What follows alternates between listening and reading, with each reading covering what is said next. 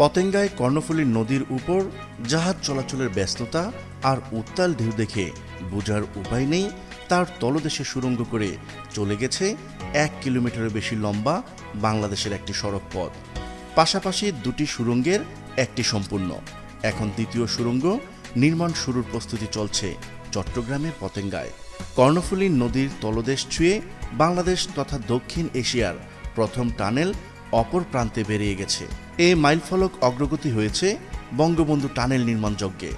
Naval academy পাশ থেকে টানেলের প্রবেশ পথ প্রথমে মাটির নিচে যেতে যেতে নদীর তলদেশ ভেদ করে অপর প্রান্ত আনোয়ারার দিকে বের হয়ে গেছে। প্রায় 2450 মিটার দৈর্ঘ্যের সুড়ঙ্গ কাজ শেষ হয়েছে। এই সুড়ঙ্গ করতে যে টানেল বোরিং মেশিন কাজ করছে তার যন্ত্রাংশ এখন খুলে আবার পতেঙ্গা প্রান্তে নিয়ে আসা হচ্ছে। নভেম্বর বা ডিসেম্বর থেকে শুরু হবে দ্বিতীয় সুড়ঙ্গ নির্মাণ কাজ, এমনটি জানিয়েছেন প্রকল্প পরিচালক হারুনুর রশিদ চৌধুরী। তিনি বলেন, এখন শুধু দুটি সুড়ঙ্গের একটি সুড়ঙ্গ তৈরি হলো, সুড়ঙ্গ নির্মাণ সহ অনেক কাজ বাকি। পতেঙ্গা প্রান্ত থেকে আবার নতুন করে বোরিং শুরু করতে হবে। প্রকল্প পরিচালক জানান, টানেল বোরিং মেশিন দিয়ে নদীর তলদেশে 2 থেকে 3 মিটার করে খুঁড়ে এগিয়ে গিয়েছে। একইভাবে অপর সুড়ঙ্গ খুঁড়ে খুঁড়ে এগিয়ে যাবে। এর আগে প্রকল্প ঘুরে দেখা যায় টিবিএম খনন করে যেমন সামনের দিকে এগিয়ে যাচ্ছে, তেমনি পেছনের দিক দিয়ে সেগমেন্ট ঢুকে সুড়ঙ্গে পাকা দেওয়াল হয়ে যাচ্ছে। টিবিএম মেশিনের পেছন থেকে কংক্রিটের সেগমেন্ট একটি রেল ট্রাক দিয়ে ঢুকছে। তারপর 8টি ভাগে ভাগ হয়ে রিং আকারে একটির সঙ্গে অন্যটি লেগে দেয়াল হয়ে যাচ্ছে। প্রতি 8টি সেগমেন্ট 2 মিটারের এক একটি রিং তৈরি হয়। খনন আর পাকা দেয়াল নির্মাণ সবই হচ্ছে স্বয়ংক্রিয়ভাবে। বঙ্গবন্ধু টানেল নির্মাণকারী প্রতিষ্ঠান চায়না কমিউনিকেশন অ্যান্ড কনস্ট্রাকশন প্রতিষ্ঠানটি জানায়, পুরো টানেল নির্মাণে 19,488টি সেগমেন্ট লাগবে।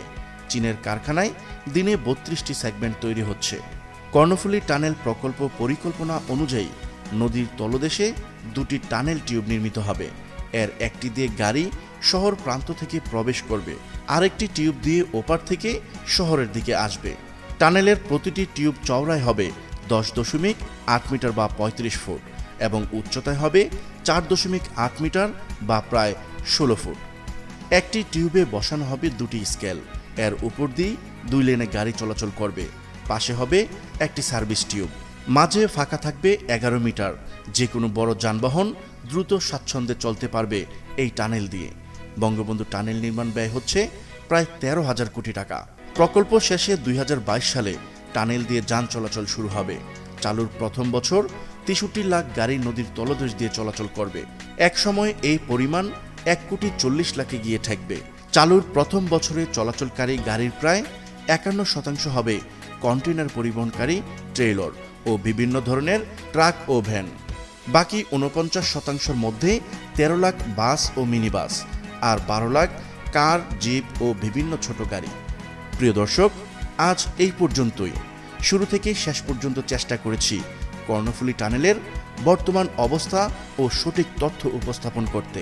কোথাও কোনো তথ্যগত ভুল কিংবা আপনার পরামর্শ থেকে থাকলে তা কমেন্ট করে জানাতে পারেন। নিশ্চয়ই আবারও দেখা হবে নতুন কোনো বিষয় নিয়ে। ততদিন পর্যন্ত ভালো থাকুন, সুস্থ থাকুন।